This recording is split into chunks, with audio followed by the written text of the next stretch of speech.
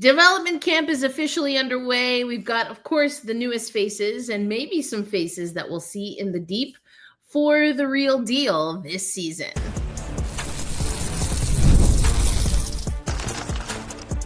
You are Locked On Kraken, your daily podcast on the Seattle Kraken, part of the Locked On Podcast Network, your team every day.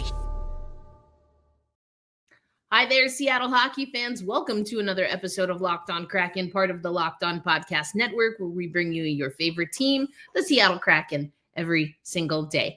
Erica L. Ayala here, your host of Locked On Kraken, also a contributor to CBS Sports and credentialed media for the 2026 Milano Cortina Olympics. I want to let you know that today's episode of Locked On Kraken brought to you by our friends at FanDuel. Right now, new FanDuel customers can get $150 in bonus bets if your first $5 bet wins. So you can check out the M's odds, Seattle Storm odds, etc. all over at FanDuel. Well, what are the odds for the Seattle Kraken to be a contender? That's what we know our higher-ups ownership wants. Seems like there's a little bit of a miscommunication on how soon, as soon as possible is. Our everydayers who listen and make Locked On Kraken their first listen, their midday listen, or their last listen of the day. You know, we've been talking about that for a while. But there have been moves. And we go into free agency tomorrow, and the Seattle Kraken have already made moves. I actually have up here trade recap, but I'm talking about the draft recap. There were some trades at the draft, which we can get into. But the NHL entry draft, now the Seattle Kraken did go with O'Brien as their first pick in the first round, or their pick in the first round, Jake O'Brien at number 8. And we saw that the Seattle Kraken did get some forwards, but then later in the draft, they got some defenders. And this is what we heard from Robert Cron, our director of amateur scouting. It was a strong draft up top with the forwards, and there were a lot of defensemen in play after that. We saw the run on them from the 9th pick down. And so he's talking about, some of the moves and the trends of the draft in real time. And so Blake Fiddler is one of the defensemen that they were able to grab at number 28. And so he describes it as Blake was pretty much on our mind, worthy of our first round pick, left there. Then we had another run of defensemen early in the second round. We were in a situation to get the best player available on our draft board by making a trade. So the Seattle Kraken pulled off a trade, Philadelphia's 36th pick, and they thought that was a good trade because might not have gotten Fiddler at 38. So, there again were a few different trades that happened for the Seattle Kraken. They had a trade later in the draft as well, but the trade with Philadelphia, the Seattle Kraken got the second round 36th pick, third round 68th pick, while the Flyers got the 38th pick, the Kraken pick in the second round, and they got the 57th pick in the second round as well. So a little draft capital, just switching things, a little switcheroo up there.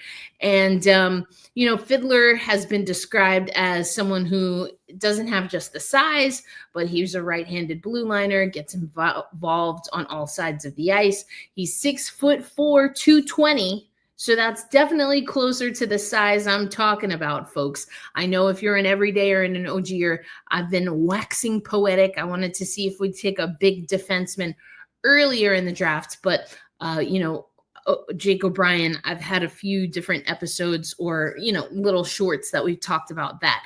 So, I think overall the Seattle Kraken were able to get a pretty solid crew here.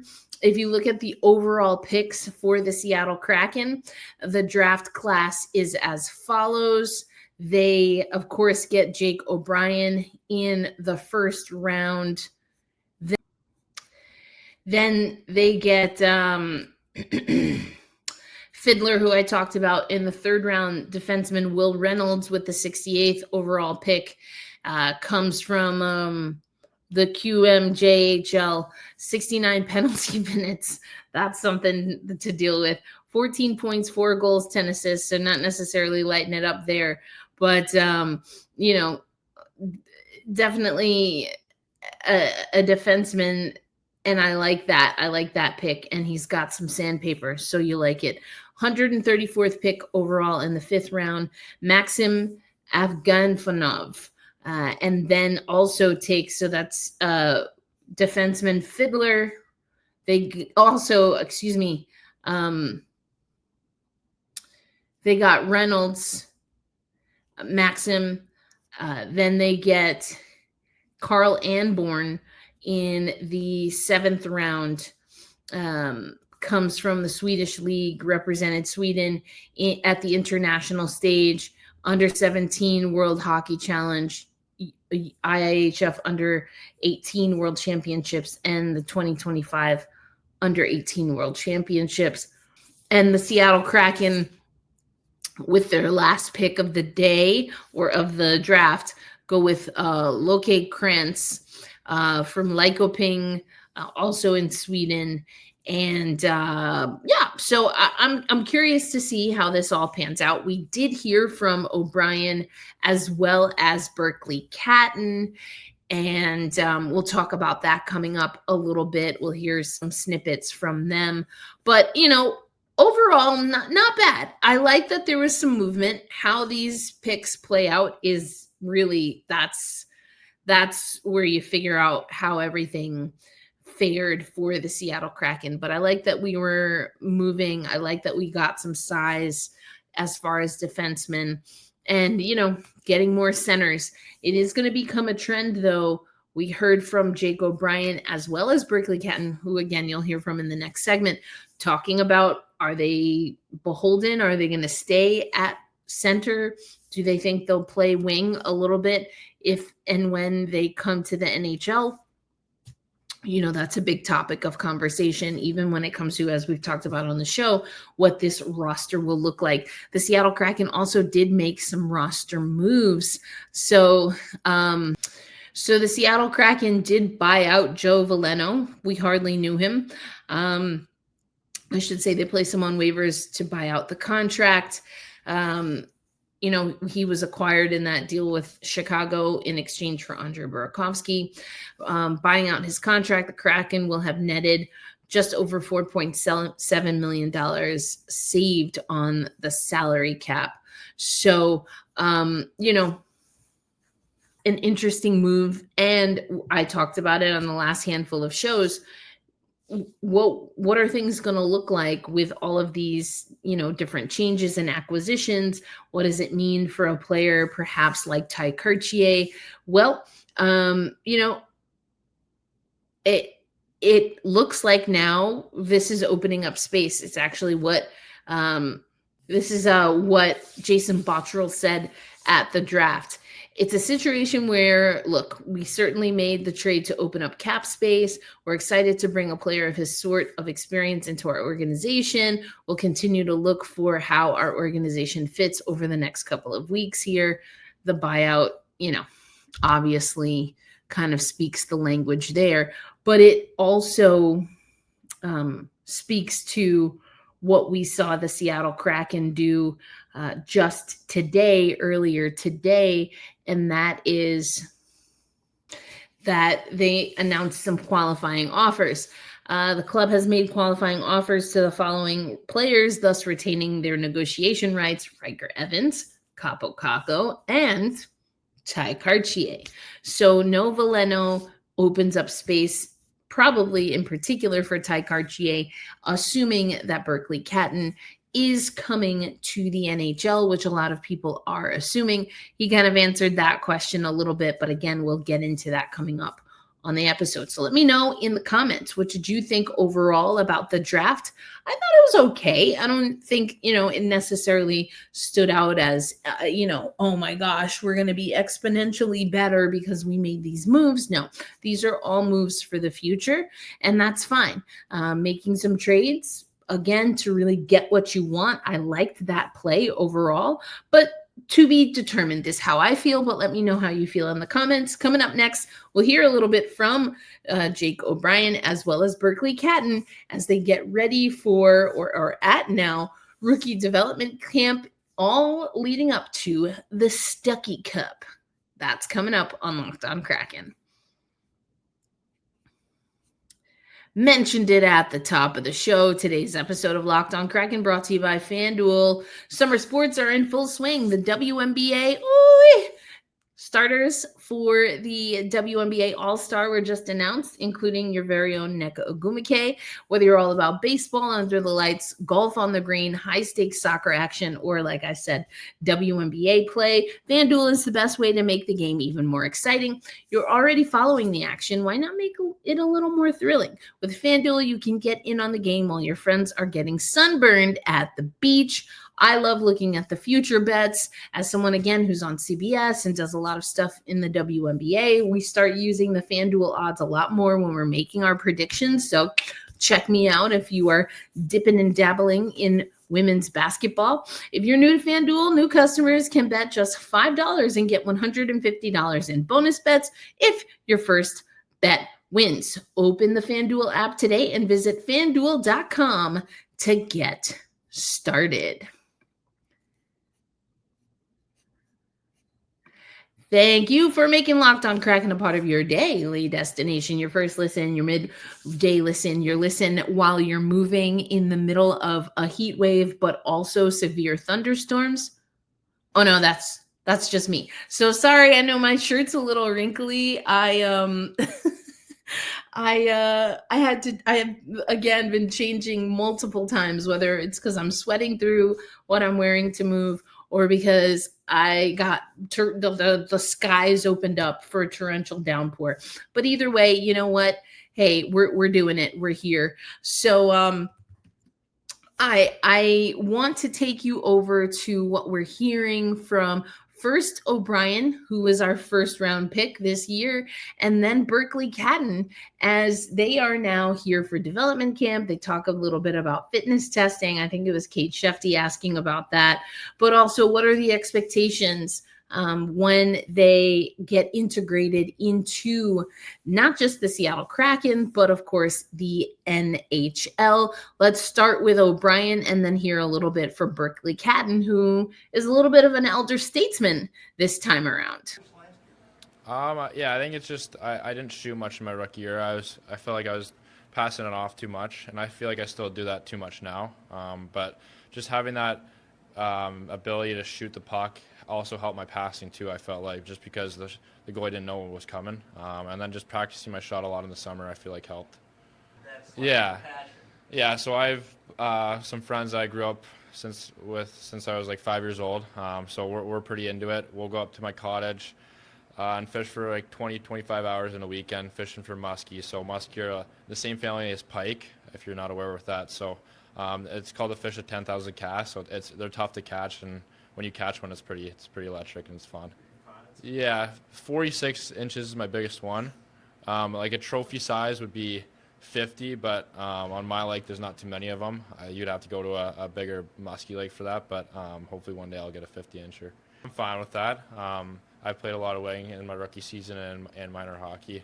I think just with my smarts, I'm able to play any position on the ice. I feel like I'm really good on the wall with receiving passes and stuff too. So I think I could play any position, and whatever they want me at, I'll play. So there you hear it, Jake talking about that he's willing to play in whatever role, whatever position the Seattle Kraken have in mind. I love that he talks very confidently about his skill set, playing off the wall, saying he uses his hockey IQ, or the terminology he used was smarts. I got to say, I loved him talking about fishing. I grew up fishing as a child, learning how to clean fish, get it ready to fillet and cook for dinner. So I haven't been fishing in years. I'm gonna have to get back into it. And then, of course, again, he was asked about his mother and the skating school that she had. He did admit that he had a little bit of a fit when he realized he was the only boy there. I will blame that on, being more of a toddler than anything societal, hopefully. But I mean, obviously, he has a lot of love and fond memories of not just his family, but specifically, it's a bit of a storyline with him now of how his mom helped integrate him into the sport. So let's take you over, though, to Berkeley Catton, who is serving as the Shane Wright, if you will, of training camp, in that he has a little bit of experience. He talked about that. And also, as we heard from Jake, he talks about maybe switching from center to wing and what his familiarity is with that. We'll talk about that, and then take a look at the preseason schedule that's coming up on today's episode of Locked On Kraken.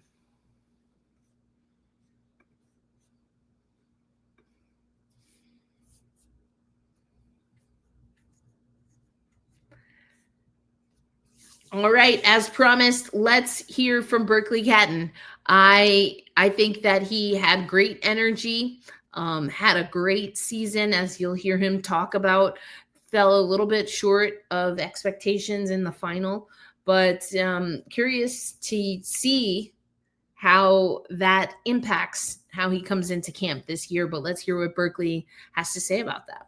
Yeah, I mean, like I kind of mentioned there, I think just getting stronger helps out a whole bunch, and it kind of goes into the skating aspect of it, and I think getting to play the preseason game last year and seeing how fast it is and how important that kind of first step is, meant a lot, and going back to junior to trying to work on that was a big thing, and I think that improved a lot. Then obviously just the pro aspect, like I kind of talked about last year, just playing more of a pro game. I think that got a lot better. Obviously having a pro coach in Brad Lauer was awesome. So I learned a lot this year and got a little bit stronger.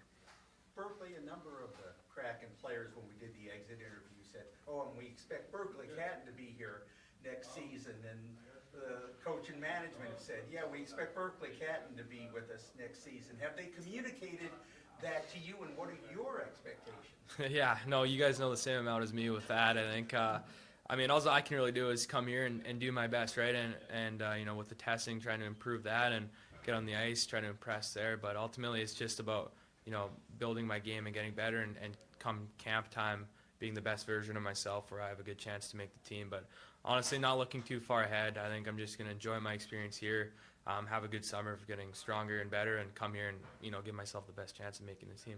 And if you have to play on wing, is that something you've done? Is that something you're comfortable with? Yeah, growing up, I was always like an underage guy playing with the older guys, and they always kicked me to the wing. So I always played wing growing up. Not so much in junior, just kind of the way the teams were set up. I was always kind of in the middle, but I can play both.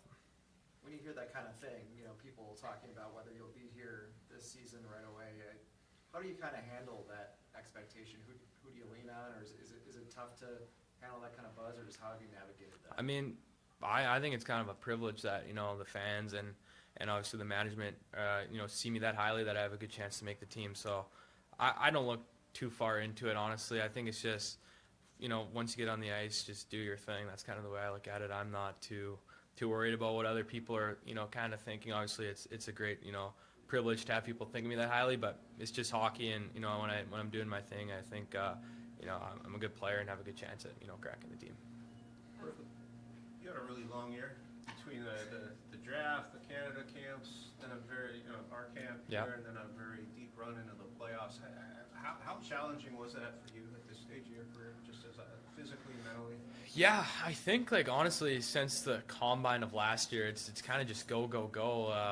You have the combine and then the draft, then the World Junior showcase, and then you come here and try and make the team, and then you get sent back. You're playing junior, World Junior, so it's just a whole bunch of stuff. So I think after this season, it was kind of nice to just kind of decompress, but it was a lot, and like I mentioned before, there was lots of learning involved. Obviously, ups and downs with not making the team, obviously, and then World Juniors weren't great, but then just learning how to handle that and trying to become my best version from that. What did you take away from the WHL final? I mean, your team obviously steamrolled your way through a whole lot of the season and the playoffs, and then you ran up against a team of really talented players, clearly. What was that like, just as far as new experiences for you? Or? Yeah, I think it actually reminded me a lot of the preseason game I played in, where it's just when you make a mistake, you're going to pay for it kind of thing, and that was just a whole nother level, I think, compared to the other series and stuff. So that was a lot of fun to, see how you compare to, like Gavin McKenna. They have lots of, studs. So just seeing how you go up against those guys, obviously we came up a little bit short, but ultimately a great year. And I think come, the start of the year last year, no one really expected us to be there. So we were really proud of what we did, but just, like I said, came up a little bit short. As a development camp veteran, have you handed out any excellent advice? Nothing crazy really. I'm, second year. I'm just, for all these young guys, it's really fun. Like, just enjoy it. I think even last year I was a little stressed out with everything, but once it's over, you're like, wow, that was a good time. So I think just for them, it's just about, enjoying it. Some of the Kraken's other first-round picks are sort of building into their core in terms of Maddie and Shane, the guys in front of you. I'm wondering, like, do you watch those guys a lot? Is there stuff from the way that they've approached it or their games that you've kind of noticed or taken? And what's maybe like your experience? Yeah, they both play really. Obviously, they're in the NHL, but pro-style games, like they play the right way, 200 feet, and they're really just reliable. You can throw them out at any point in the game, and I think, that shows a lot, and that's kind of to the point where I want to get to, with how reliable they are, and obviously they're both great humans too. And I came in, especially at camp last year, Shane, how nice he was to me, and really made it a lot easier for me, and it's great. So those two guys are two role models I look up to within the organization, and it's pretty cool what they've been doing.